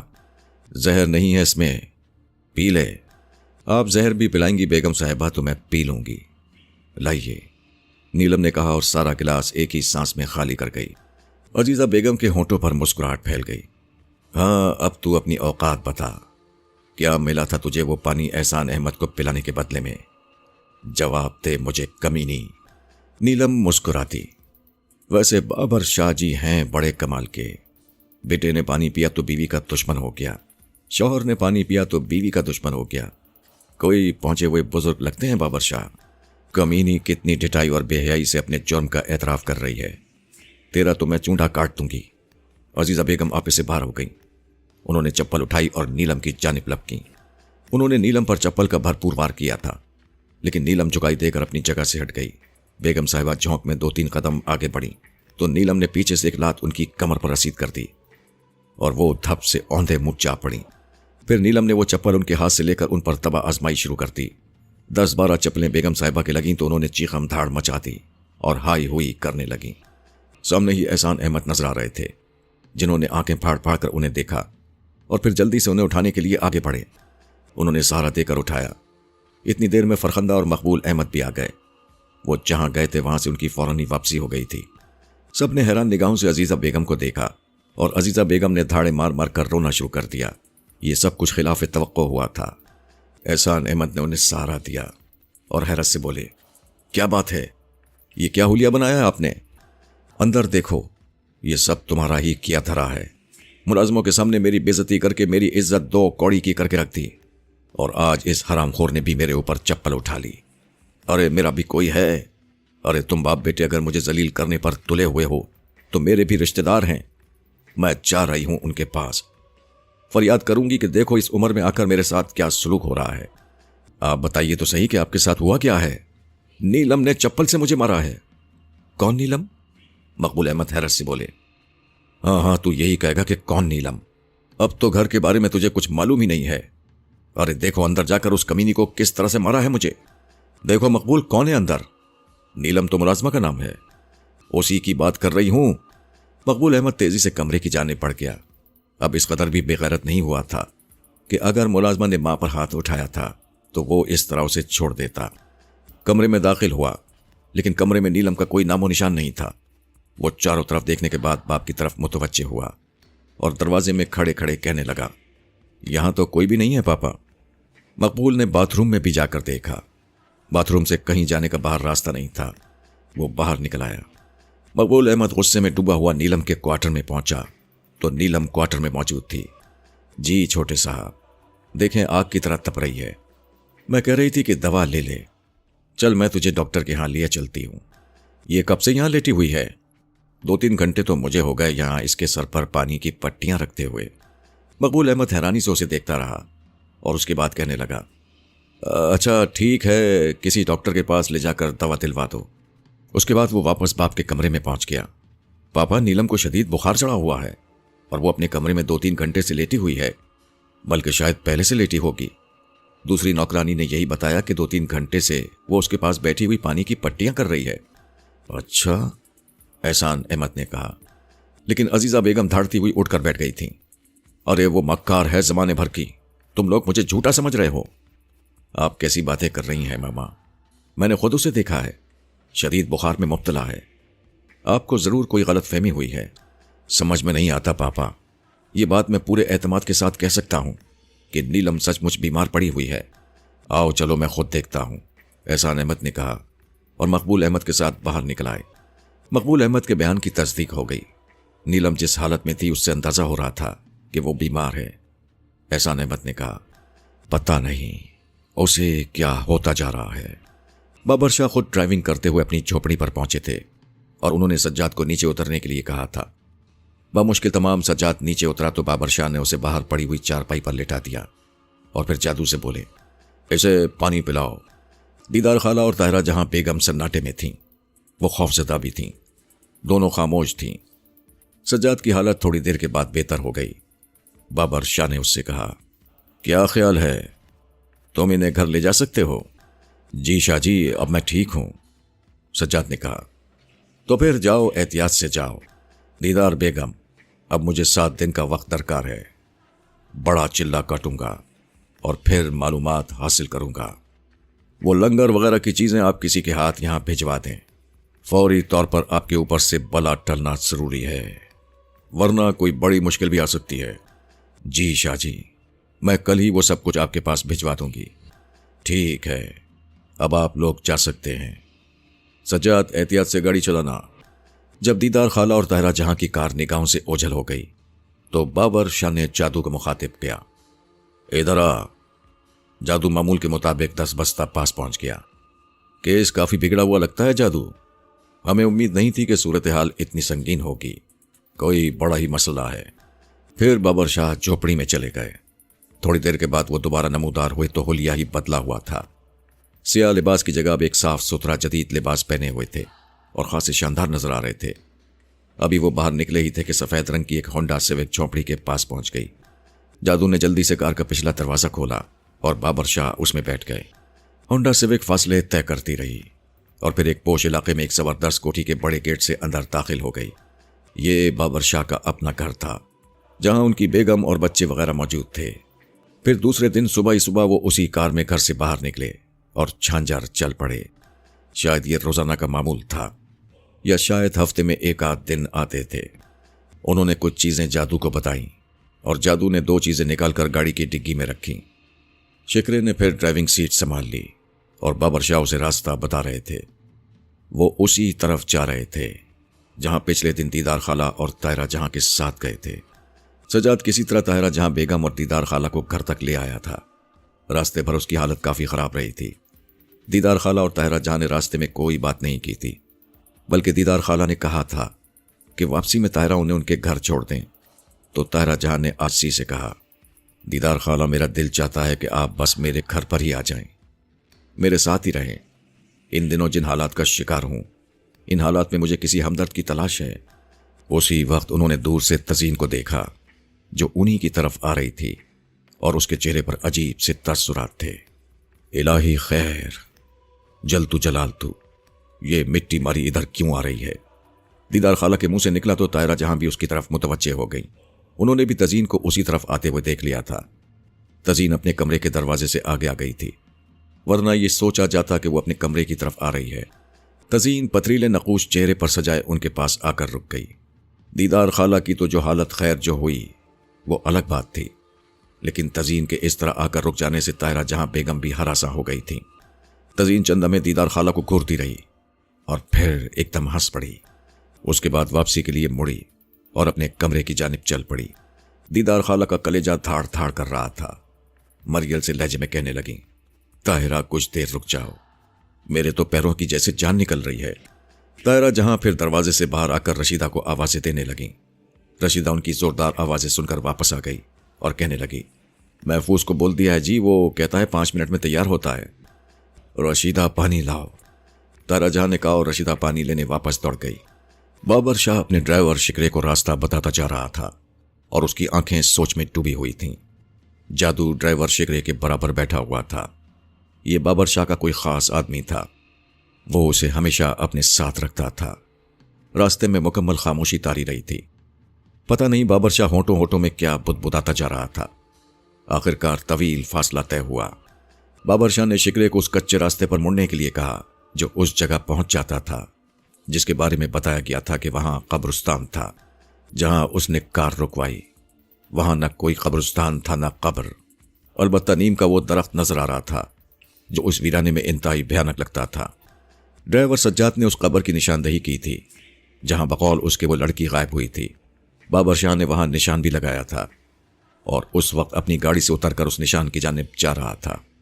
تم لوگ آرام سے گاڑی میں بیٹھے رہو، کوئی واقعہ پیش آئے تو فکر مت کرنا۔ میں اگر تمہیں آواز بھی دوں تو میرے پاس مت آنا، میں خود واپس پہنچ جاؤں گا۔ لیکن خیال رکھنا اس چیز کا، ڈرنے کی بالکل ضرورت نہیں ہے، ایک دوسرے سے باتیں کرتے رہو۔ بابر شاہ یہ ہدایت دے کر قدم قدم چلتا رہا اور آخرکار اس نشان زدہ جگہ پر پہنچ گیا۔ وہ اپنے ساتھ ایک کدال اور کھرپی لایا تھا۔ نشان کے پاس پہنچ کر اس نے چند لمحات توقف کیا اور اس کے بعد گھٹنوں کے بل بیٹھ گیا اور چھوٹے سائز کی کدال سے وہاں کھدائی کرنے لگا۔ تھوڑی دیر کے بعد اس نے وہاں ایک گڑھا بنا لیا۔ کدال سے کھدائی کر کے وہ کھرپی کے ذریعے مٹی نکالتا جا رہا تھا اور اچھا خاصا گہرا گڑھا بن گیا تھا۔ تھوڑی دیر تک وہ اسی کام میں مصروف رہا، پھر اچانک ہی اسے کوئی سفید چیز نظر آئی اور اس نے احتیاط کے ساتھ کھرپی سے اس کے اطراف کی کھدائی شروع کر دی۔ یہ سنگ مرمر کا ایک چھوٹا سا صندوق تھا جس کی لمبائی چوڑائی 8 انچ کے قریب ہوگی۔ اس نے یہ صندوق بڑی احتیاط کے ساتھ باہر نکال لیا اور اسے عجیب سی نگاہوں سے دیکھنے لگا۔ صندوق بند تھا اور اس میں ایک چھوٹا سا تالا پڑا ہوا تھا۔ حالانکہ یہ گہری مٹی سے برآمد ہوا تھا، لیکن اس قدر صاف شفاف تھا جیسے کسی مخمل کے باکس میں رکھا ہوا ہو۔ چند لمحات وہ اسے دیکھتا رہا اور اس کے بعد اس نے اپنے کندھے سے چادر اتاری اور صندوق کو اس میں لپیٹ لیا۔ پھر وہ وہاں سے چل پڑا اور اپنی کار کے پاس پہنچ گیا۔ ڈگی کھولو۔ شکرے نے ڈگی کھولی تو اس نے سنگ مرمر کا وہ صندوق ڈگی میں رکھ دیا اور اس کے بعد کہنے لگا، تم دونوں ٹھیک تو ہو؟ کوئی ایسی بات تو نہیں ہوئی جو تمہارے لیے پریشانی کا باعث ہو؟ نہیں شاہ جی، ہم ٹھیک ہیں۔ بیٹھو، میں تھوڑی دیر میں آتا ہوں۔ اس بار اس نے کھرپی وغیرہ ساتھ لے لی تھی اور ساتھ لائے ہوئے کپڑوں کے تھیلوں میں سے ایک تھیلے کو اپنے ہاتھ میں لے لیا تھا۔ بابر شاہ نیم کے درخت کے پاس پہنچ گیا اور وہاں سے کچھ فاصلے پر کھڑے ہو کر پھر اسی طرح کچھ بدبدانے لگا۔ پھر اچانک ہی نیم کے درخت سے مدھم مدھم دھواں خارج ہونے لگا۔ بابر شاہ جلدی سے اچھل کر پیچھے ہٹ گیا کہ کہیں وہ دھوئیں کی لپیٹ میں نہ آ جائے۔ دھواں دیر تک خارج ہوتا رہا۔ ادھر گاڑی میں بیٹھے ہوئے دونوں نوجوان بھی اس دھوئیں کو دیکھ رہے تھے اور ان کے چہروں پر خوف کے آثار پیدا ہو گئے تھے۔ دھواں جیسے جیسے آگے بڑھتا جا رہا تھا، بابر شاہ پیچھے ہٹتا جا رہا تھا جیسے وہ یہ نہ چاہتا ہو کہ دھواں اسے چھوئے۔ پھر آہستہ آہستہ دھواں سمٹنے لگا۔ اس کے بعد درخت بالکل پہلے جیسا ہو گیا۔ بابر شاہ اب درخت کے پاس بالکل قریب پہنچ گیا تھا۔ اس نے اپنی جیب سے 4 کیلیں نکالی اور انہیں ہتھوڑی سے درخت کے تنے میں ٹھونکنے لگا۔ یہ کیلیں ٹھونکنے کے بعد وہ رخ بدل کر اس طرف دیکھنے لگا جہاں اس نے پچھلے دن اس لڑکی کو دیکھا تھا۔ آہستہ آہستہ وہ آگے بڑھتا گیا اور پھر وہاں اس نے جو نشان لگایا تھا اس جگہ کھڑا ہو گیا۔ یہاں سے اس نے تھوڑی سی مٹی اٹھائی اور اپنے ساتھ لائے ہوئے تھیلے میں بھر لی۔ اس کے بعد وہ چاروں طرف دیکھتا رہا اور پھر وہاں سے واپس پلٹ پڑا۔ اس کے چہرے پر مسکراہٹ تھی، جیسے وہ کسی اہم کام میں کامیاب ہوا ہو۔ اس کے بعد وہ مٹی بھی ڈکی میں رکھ کر واپس گاڑی کی پچھلی سیٹ پر آ بیٹھا اور کہنے لگا، واپس چلو۔ گاڑی اسٹارٹ ہوئی اور واپس چل پڑی۔ دانش کو جب بھی تنہائی ملتی وہ اپنے بارے میں غور کرنے لگتا تھا۔ تزین اس سے جس انداز میں ملی تھی اس میں ایسی کوئی خاص بات نہیں تھی جس سے یہ احساس ہوتا کہ تزین کے معاملے میں اس سے کوئی غلطی ہوئی ہے۔ سب سے بڑی اور بری بات یہ تھی کہ اس کا ایسا کوئی ہمراز نہیں تھا جس سے وہ تزین کے بارے میں گفتگو کر سکتا۔ اس بات پر اس نے کافی غور کیا تھا کہ جب بھی وہ کسی کو ہمراز بنانے کی کوشش کرتا ہے تزین آڑے آ جاتی ہے۔ اس نے کئی بار کھل کر یہ بات کہی تھی کہ اپنے معاملات میں کبھی کسی دوسرے کو شریک مت کرنا۔ دانش اس کے خلاف کچھ کرنا چاہتا تھا لیکن کوئی ایسا کردار ابھی تک اس کے سامنے نہیں آیا تھا جسے وہ اپنا رازدار بنا سکے۔ خاص طور سے اس نے کئی بار طاہرہ جہاں کے بارے میں سوچا تھا۔ ماں سے زیادہ اس کے لیے قابل بھروسہ اور کوئی نہیں ہو سکتا تھا، لیکن تزین اسے ماں سے بات کرنے سے بھی روک دیتی تھی۔ اس کا دل بے شمار بار اس بات کے لیے تڑپا تھا کہ کوئی اور نہ صحیح کم از کم وہ ماں کو تو بتا سکے کہ اس پر کیا بیت رہی ہے۔ عامر بھی اس سے دور ہو گیا تھا۔ ظاہر ہے کون کسی کی آگ میں کودتا ہے۔ اس نے کئی بار عامر کو فون کیا تھا لیکن عامر فون ریسیو ہی نہیں کرتا تھا۔ بعد میں شاید اس نے اپنی سم بھی تبدیل کر لی تھی۔ بے شمار لوگوں کو دانش نے اس نگاہ سے دیکھا تھا کہ ان سے دوستی کرے، لیکن کچھ عجیب سی کیفیت طاری ہو گئی تھی۔ وہ امتیاز شاہد کی شادی میں شریک ہوا تھا لیکن وہ معاملہ بھی تماشا ہی بن گیا تھا۔ اس دن وہ امتیاز شاہد کی بیوی کے بارے میں سوچ رہا تھا۔ دونوں میاں بیوی کتنے خوش نظر آ رہے تھے۔ وہاں تصویر والا معاملہ بھی پیش آیا تھا۔ دوسری بہت باتوں کی طرح حیران کن تھا۔ البتہ ایک خیال اس کے دل میں آیا اور اس نے تزین پر اس خیال کا اظہار کر دیا۔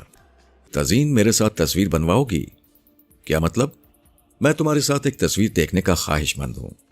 اس دن شادی میں بھی میں نے فوٹوگرافر کو خاص طور سے اپنی اور تمہاری تصویر بنانے کے لیے کہا تھا۔ اس نے بہت سی تصویریں بنائی لیکن وہ حیران میرے پاس پرنٹ لے کر آیا تھا۔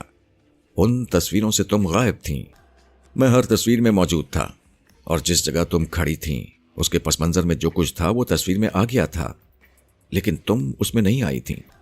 تزین نے مسکراتی نگاہوں سے اسے دیکھا اور بولی، اس میں میرا کیا قصور ہے؟ میرے مجازی خدا، کاش تم مجھے ایسے ناموں سے نہ مخاطب کیا کرو۔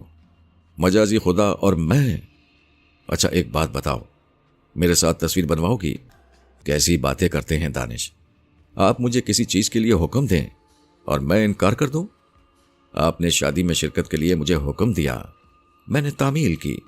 آپ نے کہا کہ میں وہاں بھی ڈھانچے کی شکل میں جاؤں، میں نے اس سے بھی گریز نہیں کیا۔ فراڈ کر رہی ہو تم تزین، جھوٹ بول رہی ہو۔ اگر تم وہاں ڈھانچے کی شکل میں ہوتی تو وہاں کوہرام مچ جاتا۔ اپنی بات کرو دانش، تم نے کیا دیکھا؟ تزین سنجیدہ ہو کر بولی۔ دانش خاموش ہو کر پاؤں سے زمین کریدنے لگا، پھر ایک دم چونک کر بولا، اچھا آؤ میں تمہارے ساتھ تصویر بنواؤں۔ میں اپنے موبائل سے یہ تصویریں بناتا ہوں، دانش نے کہا، اور اس کے بعد ایک دم مسکرا پڑا۔ کیوں، اس میں مسکرانے کی کیا بات ہے؟ تم اپنی اسی شکل میں آؤ تزین جو میرے مقدر میں لکھی ہے۔ تزین نے فوراً ہی اس بات پر عمل کیا اور ڈھانچے کی صورت اختیار کر گئی۔ اس بھیانک وجود کو صرف دانشی پرسکون نگاہوں سے دیکھ سکتا تھا۔ بھلا کسی اور کی اس پر نگاہ پڑتی اور وہ ہوش و حواس قابو میں رکھ پاتا، یہ ناممکن امر تھا۔ دانش نے اپنے موبائل سے اپنی اور تزین کی کئی تصویریں اتاریں۔ وہ ہر تصویر کو بغور دیکھتا رہا۔ تزین بھیانک ڈھانچے کی شکل میں اس تصویر میں نمایاں ہوتی۔ 6-7 تصویریں بنائی گئیں اور دانش کا کلیجہ خون ہوتا رہا۔ تزین ایک بھیانک ڈھانچے کی شکل میں اس کے ساتھ مسکرا رہی تھی۔ کبھی سنجیدہ ہوتی، کبھی وہ باقاعدہ پوز بناتی اور پہلے سے زیادہ بھیانک لگنے لگتی۔ بہرحال دانش نے یہ تصویریں بنا کر اپنے پاس محفوظ کر لیں۔ پھر دوسرے ہی دن اس نے فوٹوگرافر کو یہ تصویریں دکھائی اور اس سے کہا کہ ان کے پرنٹس بنا دے۔ کچھ ہی لمحوں کے بعد یہ پرنٹس اس کے پاس پہنچ گئے اور وہ یہ دیکھ کر حیران رہ گیا کہ ان میں تزین اس کے ساتھ موجود تھی، لیکن خوبصورت لڑکی کی شکل میں۔ یہ کیا ہے تزین؟ تم نے تو ڈھانچے کی شکل میں تصویریں بنوائی تھی۔ ہاں تو پھر؟ مگر اس میں تمہاری یہ شکل نظر آ رہی ہے، اس میں میرا کیا قصور ہے؟ اب تم ہر بات مجھ سے منسلک مت کر دیا کرو دانش. بتاؤ اس میں میرا کیا قصور ہے؟ قصور؟ دانش دانت پیس کر بولا. تزین اسے غصیلی نگاہوں سے دیکھنے لگی. تمہیں تو میری کوئی بات ہی پسند نہیں. چلو چھوڑو ان باتوں کو. دیکھو ذرا کون سی تصویر تمہیں ناپسند ہے؟ مجھے یہ ساری تصویریں ناپسند ہیں، سمجھی؟ دانش نے ایک بہت ہی خوبصورت تصویر نکال کر سامنے کی جس میں تزین اپنے پورے حسن و جمال کے ساتھ نظر آ رہی تھی. دفتنی تصویر میں تزین کے نقوش بگڑنے لگے. وہ غصے سے منہ بنا کر گردن چٹکتے ہوئے کہنے لگی، جاؤ چھوڑ دو دانش، تم مجھے بھلا کیا برداشت کر سکتے ہو؟ اچانک ہی دانش کو اس تصویر میں تزین کے نقوش دھندلاتے ہوئے محسوس ہوئے. پھر اس نے دیکھا کہ تزین اپنے قدموں سے چلتی ہوئی تصویر سے باہر نکل گئی اور دانش اس میں تنہا رہ گیا. دانش نے زور زور سے آنکھیں بھیجیں اور ایک ایک تصویر اٹھا کر دیکھنے لگا، لیکن اب تصویروں میں وہ تنہا ہی تھا. تزین ان تصویروں سے غائب ہو چکی تھی. دانش نے ساری تصویریں یکجا کیں اور ان کے پرزے پرزے کر دیے. پھر وہ یکدم ہنسنے لگا اور تزین اسے دیکھتی رہی. اس کا منہ بنا ہوا تھا اور وہ اس روٹھے ہوئے انداز میں اتنی حسین لگ رہی تھی کہ دل میں بٹھا لینے کو جی چاہے. پھر اس نے روٹھے ہوئے لہجے میں کہا، اب کیوں ہنس رہے ہو؟ اپنی تقدیر پہ ہنس رہا ہوں. کیا سوچا تھا کیا ہو گیا؟ تزین ایک بات تو بتاؤ، تمہارا یہ کھیل کب تک جاری رہے گا؟ کیا کوئی ایسا لمحہ آئے گا جب یہ کھیل ختم ہو جائے، چاہے وہ میری زندگی ہی سے منسوب کیوں نہ ہو؟ نہیں دانش، ابھی تم جوان ہو، خوبصورت ہو، بے شمار نگاہوں کا مرکز بن سکتے ہو. ابھی سے اپنی زندگی ختم کرنا چاہتے ہو؟ کم از کم مجھے زبان کھولنے کا موقع تو دو، کسی سے اپنے دل کا حال تو کہہ سکوں. مجھے اپنی ماں کی کیفیت کا احساس ہے. سچی بات ہے پاپا ایک خود غرض انسان ہے. انہوں نے کبھی میرے بارے میں نہیں سوچا. ماں کی حالت میں جانتا ہوں، وہ کانٹوں کے بستر پر لوٹ رہی ہیں. تمہارے بارے میں کیا کچھ جانتی ہیں؟ تھوڑا بہت اندازہ تو مجھے بھی ہے، لیکن میں جب بھی ان سے رجوع کرتا ہوں تم میری زبان بند کر دیتی ہو. زبان کھول کر کیا کر لو گے دانش؟ مجھے زبان کھولنے تو دو. ٹھیک ہے، میں نے تمہاری زبان کھول دی. اب تم سرے عام مجھے رسوا کرتے رہو، میں تمہیں نہیں روکوں گی. وعدہ؟ دانش نے دیوانوں کے سے انداز میں پوچھا. ہاں، تم سے کیا ہوا ہر وعدہ پورا کرتی ہوں. اس کے پیچھے نہ جانے تمہاری کون سی چال ہوگی، میں کیا کہہ سکتا ہوں، اور اس بارے میں کچھ بھی نہیں کہہ سکتی. تزین نے غصیلے لہجے میں کہا. بابر شاہ اپنی جھوپڑی میں واپس آ گیا. یہاں آ کر اس نے شکرے سے کہا، شکرے واپس چلا جا. گھر والوں سے کہہ دینا کہ ہم شہر سے باہر جا رہے ہیں، کچھ دن تک گھر نہیں آئیں گے. کوئی فکر نہ کریں، تو بھی گھر کا خیال رکھنا. جو حکم مرشد. شکرے نے سر جھکا کر کہا. بابر شاہ کے اشارے پر جادو نے کار کی ڈگی کھول کر اس میں سے مٹی وغیرہ کا تھیلا نکال لیا تھا. شکرا کار لے کر واپس چلا گیا تو بابر شاہ نے کہا، 4 دن کا عمل ہے، ان 4 دنوں میں تجھے آنے والوں کو سنبھالنا ہے. دونوں عورتوں میں سے کوئی کچھ لائے تو اسے سنبھال لینا، اور اگر فون پر کچھ کہیں تو ان سے کہہ دینا کہ شاہ جی کسی کام سے گئے ہوئے ہیں، بعد میں انہیں خود فون کر لیں گے. جو حکم مرشد. جادو نے سر جھکا کر کہا. ہم عمل آج ہی رات سے شروع کریں گے، اس کے لیے کچھ تیاریاں کرنی ہیں. کھدال اور پھاوڑا لے کر آ جا. اور پھر بابر شاہ اپنی نگرانی میں جھوپڑی سے کچھ فاصلے پر 6 فٹ کے دائرے میں زمین کھدوانے لگے. جب جادو زمین کھود چکا تو وہ مٹی جو اس جگہ سے لائی گئی تھی جہاں نظر آنے والی لڑکی غائب ہو گئی تھی اس دائرے میں احتیاط کے ساتھ بچھا دی گئی، اور پھر 5 نکیلے پتھر دائرے میں 5 جگہ کاٹ دیے گئے. اس کام سے فراغت حاصل کر کے بابر شاہ نے جادو سے کہا، کھانے کے لیے جو کچھ ہے وہ لے آ، 12 بجے ہم اپنے کام کا آغاز کریں گے. پھر اس وقت جب چاند پوری آب و تاب سے چمکنے لگا تو بابر شاہ نے اپنے جسم پر کفن لپیٹا اور رات کے ہولناک ماحول میں کسی مردے کی مانند آہستہ قدموں سے چلتا ہوا اس دائرے میں داخل ہو گیا اور اس کے بیچوں بیچ جا کر بیٹھ گیا. اس کے بعد اس نے دونوں ہاتھ بلند کیے اور پھر آہستہ آہستہ نیچے گرانے لگا. یوں لگا جیسے وہ زمین کی گہرائیوں میں اتر گیا ہو. ہولناک چاندنی میں یہ خوفناک منظر ناقابل برداشت تھا.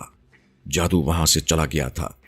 بابر شاہ کچھ پڑھتا رہا اور چاند کا سفر جاری رہا یہاں تک کہ چاند ڈوب گیا اور صبح ہو گئی. لیکن بابر شاہ اسی طرح وہیں بیٹھا رہا تھا. دن میں جو کوئی بھی ادھر آیا جادو نے بابر شاہ کی ہدایت کے مطابق اسے روانہ کر دیا. دن گزرا اور رات آئی. یہ رات بھی گئی. تیسری رات البتہ ایک کھیل شروع ہو گیا تھا.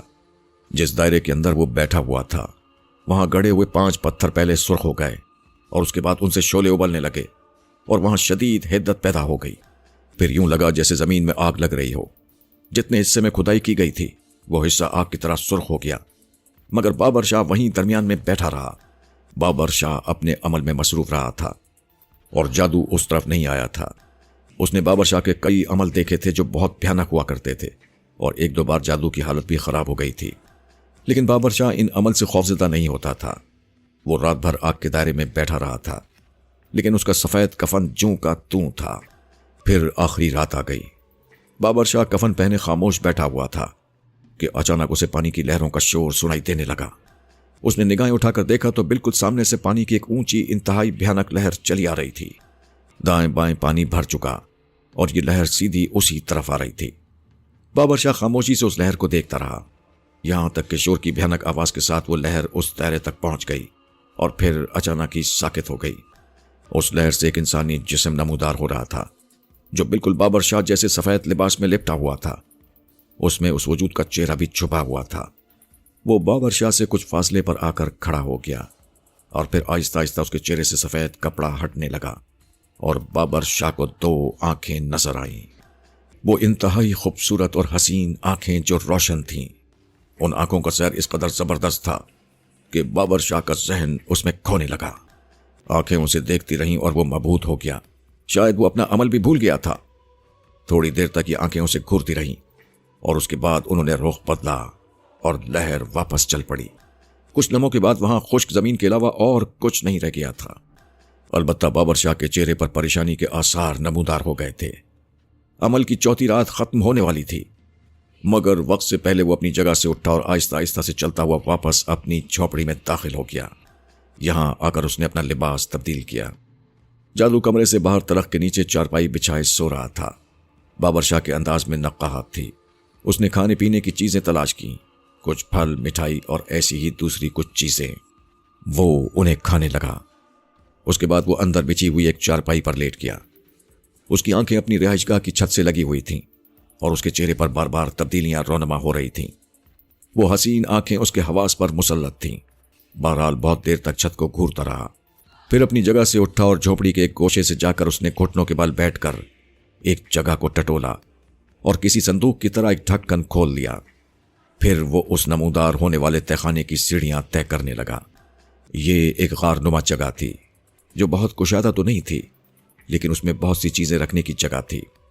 बाबर शाह ने अंधेरे में आगे बढ़कर एक माचिस उठाई और उसे जलाकर एक बड़ी शमा रोशन की और उस पुरस्कार कैदखाने में पीली मलगजी रोशनी फैल गई। बाबर शाह एक गोशे में बैठ गया। फिर उसने माचिस दोबारा जलाकर एक दायरा रोशन किया। दायरे ने इस तरह आग पकड़ ली जैसे उसके किनारे पेट्रोल से भीगे हुए हों। आग के ये शोले 2-2, 3-3 इंच ऊपर उठने लगे और फिर पूरा दायरा रोशन हो गया। बाबर शाह उसके किनारे बैठा हुआ था। उसके पास मिट्टी के एक बर्तन में काले रंग की कोई चाय की पत्ती नुमा चीज रखी हुई थी। उसने प्याले में हाथ डाला और मुट्ठी भर काला दाना निकाल लिया। फिर वो दाना उसने आग पर बिखेर दिया और लतीफ धुआं उठने लगा। धुएं में किसी किस्म की बदबू नहीं थी। वो दायरे के अंदर ही अंदर गर्दिश कर रहा था और ऐसा लग रहा था जैसे दायरे के किनारों वाली आग उसे बाहर निकलने से रोके हुए हो। एक नाकाबिले यकीन सा मंजर था। बाबर शाह होठों ही होठों में कुछ बुदबुदाता भी जा रहा था। फिर उसने 2-3 मुट्ठियां भर के काला दाना उस आग में डाला और धुआं बुलंद होता रहा। धुएं में काले काले धब्बे नमूदार हो रहे थे, लेकिन वो इस तरह तहलील हो जाते जैसे किसी पानी के बर्तन में कोई पत्थर फेंको तो उसमें गोल दायरे बनते और फैलते नजर आते हैं। देर तक ये अमल जारी रहा और बाबर शाह उन काले धब्बों के सिवा और कुछ न देख सका। फिर उसने बराबर रखी हुई पानी की बाल्टी उठाई और चुल्लुओं से पानी भरकर उस दायरे पर डालने लगा। थोड़ी देर के बाद दायरा सर्द हो गया था। बाबर शाह का चेहरा पसीने से तर था और उस पर तशवीश के आसार नजर आ रहे थे। फिर वो सब कुछ खत्म करके तहखाने से बाहर निकल आया और आखिरकार उसने संदूक का ढक्कन बंद किया और वापस आकर अपनी चारपाई पर लेट गया। वो इस तरह गहरे गहरे सांस ले रहा था जैसे बहुत लंबा सफर तय करके आया हो। उसके चेहरे पर खुशी के आसार नहीं थे। बाहर उजाला फूटने लगा था। थोड़ी देर के बाद जादू ने झोपड़ी में झांका और बाबर शाह को देखकर बोला, चाय तैयार है शाह जी। ले आ, नाश्ते की और चीजें हैं? सब कुछ मौजूद है शाह जी। नाश्ता तैयार करके लाऊं या पहले चाय पिएंगे? पहले एक चाय पिला दे और उसके बाद नाश्ता लिया। तू भी अपने लिए चाय लेते आना। जादू ने थोड़ी देर के बाद इस हिदायत पर अमल किया और बाबर शाह नाश्ते में मसरूफ हो गया। अमल पूरा हो गया है जादू, मगर हम उसे तलाश नहीं कर सके। वो कोई बहुत ही आगे की चीज है, शायद माया मनी। माया मनी? जादू को जैसे इस लफ्ज के बारे में मालूमात हासिल थी। बाबर शाह ने उसके सवाल का कोई जवाब नहीं दिया। थोड़ी देर तक सोचता रहा, फिर उसके होंठों पर मुस्कुराहट फैल गई। चलो ठीक है, महापाल से ही मुलाकात किए लेते हैं। हो सकता है वो इस सिलसिले में कुछ कर सके। ये पुरस्कार वजूद उसके लिए करामत हो। दो मामूली सी औरतों ने माया मनी का पता लगा लिया। पता लगाने की बात ना कर, वो बेचारियां तो इस बारे में कुछ भी नहीं जानती। लेकिन हमने जो खोज की है उससे हमें कुछ सही हासिल नहीं हो सका। अब देखते हैं महापाल को क्या कहता है इस बारे में, बाबर शाह ने कहा और जादू गर्दन हिलाने लगा। तायरा जहां हैरत से उछल पड़ी। बहुत दिनों के बाद दानिश उनके कमरे का दरवाजा खोलकर अंदर दाखिल हुआ था, वरना वो तो जैसे मां को भूल ही गया था, अजीब से आलम में रहता था। मामा, मुझे आपकी मदद की जरूरत है।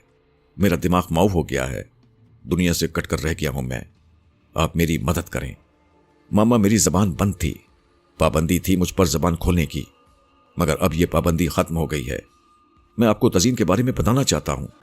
मामा, तजीन वो नहीं है जो नजर आती है। मामा, मुझे वो एक क्लब में मिली थी। मैं उसकी खूबसूरती देखकर मुतासिर हो गया और अपने होशो हवास खो बैठा। उसके बाद मैंने उससे शादी करने के लिए जिद की और आपने मेरी जिद का साथ दिया।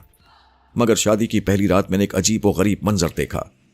वो उरूसी लिबास में मलबूस थी, लेकिन एक मकरू ढांचे की शक्ल में, एक चुड़ैल की शक्ल में। हाय मेरे मौला, इसका मतलब है नौकरानियों की सारी बातें सच्ची हैं। मामा, मैं दहशत से दीवाना होकर घर से निकल भागा और न जाने कहां कहां मारा मारा फिरता रहा। मैं उससे दूर चले जाना चाहता था।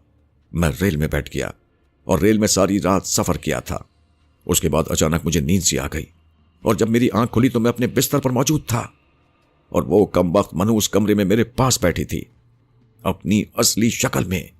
उस वक्त वो ढांचा नजर नहीं आ रही थी। उसके बाद से आज तक यही होता रहा है। वो एक इंतहाई पुरस्कार वजूद है, मेरा उससे कोई ताल्लुक नहीं हो सका। बहुत परेशान हूं मैं, मेरी जिंदगी बर्बाद हो गई। मैंने कोई कसूर नहीं किया मामा। एक खूबसूरत लड़की थी, बस मैंने उससे शादी करने का फैसला किया और शादी कर ली। बेटा, बहुत सी शहादतें मिल चुकी हैं जिनसे पता चलता है कि वो एक चुड़ैल है। मैं कोशिश कर रही हूं, तू इस कोशिश में मेरा साथ दे। तुझे अंदाजा हो गया कि मैं एक औरत हूं। उसकी खौफनाक हरकतों से, दहशत से मेरा पित्ता पानी पानी हो गया है। मगर तेरे लिए दानिश मैंने खुद को हिम्मत दी है। मां हूं मैं तेरी। उसके बाद तायरा जहां ने दानिश को बाबर शाह के बारे में तफसीलात बताई और कहने लगी, मुझे यकीन है कि शाहजी कुछ करके ही रहेंगे। बहुत पहुंचे हुए हैं, हर बात उनके इल्म में होती है। इसके अलावा मैं तुझे एक बात और बताऊं, आज तक वो तुझे डराती धमकाती रही है ना, लेकिन उसने तुझे कोई नुकसान नहीं पहुंचाया, तेरा कुछ नहीं बिगाड़ा। तू किसी और लड़की से रुजू क्यों नहीं करता? कर चुका हूं मामा, मगर वो मेरी दाल नहीं गलने देती। ऐसे ऐसे वाकयात हुए हैं कि आप सोच भी नहीं सकती। उसने मुझे बिल्कुल निढाल करके रख दिया है। मेरी ऐसी कोई कोशिश बावर नहीं होती। नीलम बुरी तरह निढाल थी। वो सचमुच बीमार हो गई थी। दवा दारू से हालत संभल तो गई थी, लेकिन जब से दूसरी मुलाजमा ने उसे अजीजा बेगम के साथ पेश आने वाला वाकया बताया था, उसकी जान निकल गई थी। तू बेगम जी को जानती है, उनके दिमाग में ये बात बैठ गई है कि तूने चप्पलों से उनकी पिटाई की है।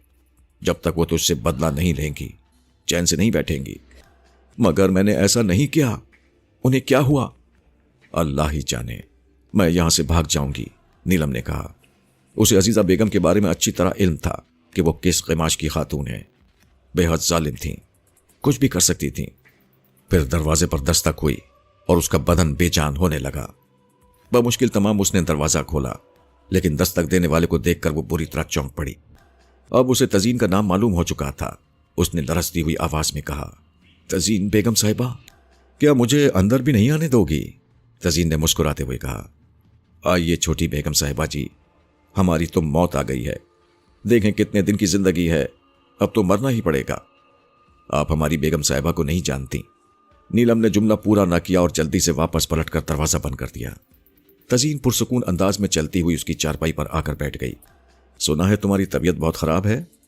ہاں بیگم صاحبہ، بس زندگی کے دن کاٹ رہے ہیں، وہ ہماری کھال اتار دیں گی۔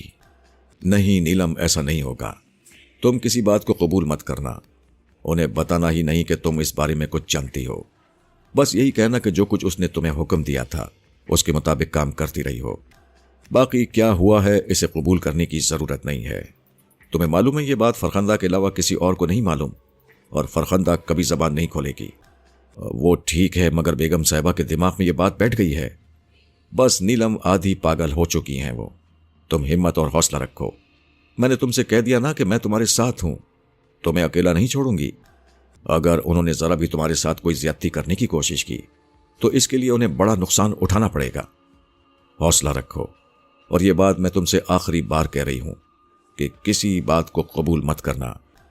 اگر انہوں نے کوئی تمہارے ساتھ سختی کرنے کی کوشش کی تو میں تمہیں یہاں سے نکال کر کسی دوسری جگہ نوکری دلا دوں گی، تمہیں کوئی تکلیف نہیں ہوگی، بہت آرام سے رہو گی۔ تزین بہت دیر تک اسے حوصلہ دیتی رہی، اور جیسے ہی وہ اس کے کمرے سے باہر نکلی، دوسری ملازمہ نے اسے عزیزہ بیگم کی طلبی کا پروانہ دیا۔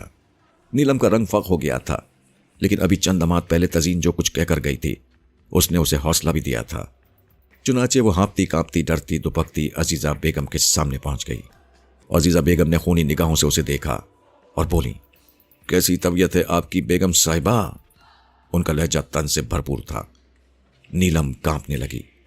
بڑی بیگم جی، آپ کے دل میں ہمارے لیے جو بات بیٹھ گئی ہے ہمیں پتہ چل گئی ہے، ہم آپ سے صرف ایک بات کہتے ہیں بیگم جی، اتنے عرصے سے آپ کی نمک خواری کر رہے ہیں، آپ نے کبھی یہ دیکھا کہ ہم نے آپ کی جوتی سیدھی کرنے سے انکار کیا ہو؟ ہماری مجال کہ کبھی آپ کی آنکھوں سے آنکھیں ملا کر دیکھیں۔ تو پھر وہ کون تھی جس نے مجھ پر حملہ کیا؟ قسم لے لیجئے بیگم صاحبہ جی، ہمارے تو فرشتوں کو بھی نہیں معلوم۔ تیری باتوں میں مجھے سچائی نظر آ رہی ہے نیلم، مگر ایک بات تو بتا۔ جی بیگم صاحبہ، کیا پانی کی بوتل سے تو نے وہ پانی بڑے صاحب کو پلایا تھا، احسان احمد کو؟ توبہ، ہماری توبہ بیگم صاحبہ جی، آپ نے ہم سے کہا کہ انہیں وہ پانی پلائیں، جب ہم نے آپ سے نہیں کہا تو ہمارے فرشتوں کی کیا مجال ہو سکتی ہے کہ ہم ایسا کریں؟ مگر پھر وہ تیری ہم شکل کون تھی؟ اور یہ بالکل تو ہی لگ رہی تھی۔ اس کا مطلب ہے کہ کوئی بڑی کارروائی ہو رہی ہے، اور یہ کارروائی وہی کر رہی ہے کم وقت۔ پتہ نہیں میری دشمن کیوں بن گئی ہے۔ ویسے ایک بات کہوں، دیدار باجی بھی پیٹ کی بڑی ہلکی ہیں۔ انہوں نے اعتراف کیا ہے کہ انہوں نے ایک بار طاہرہ جہاں بیگم کو بتایا تھا کہ کس طرح بابر شاہ جی نے پانی پڑھ کر دیا تھا اور مقبول احمد کا حال بدل گیا تھا۔ مجھ سے بڑی غلطی ہوئی، کیا کروں؟ اچھی خاصی رقم بھی دے چکی ہوں، ذرا دیدار باجی سے بات کروں۔ ٹھیک ہے تو جا، مجھے اطمینان ہو گیا ہے کہ اب یہ سب کوئی اور چکر چل رہا ہے اور اس میں تیرا کوئی قصور نہیں ہے۔ حیرت انگیز طور پر عزیزہ بیگم نے اس کی جان بخشی کر دی تھی۔ نیلم فوراً پلٹ کر واپس چل پڑی اور عزیزہ بیگم دیدار خالہ کو فون کرنے لگی۔ بہت دیر تک انہوں نے فون ملانے کی کوشش کی، لیکن دیدار خالہ سے رابطہ قائم نہیں ہو سکا تھا۔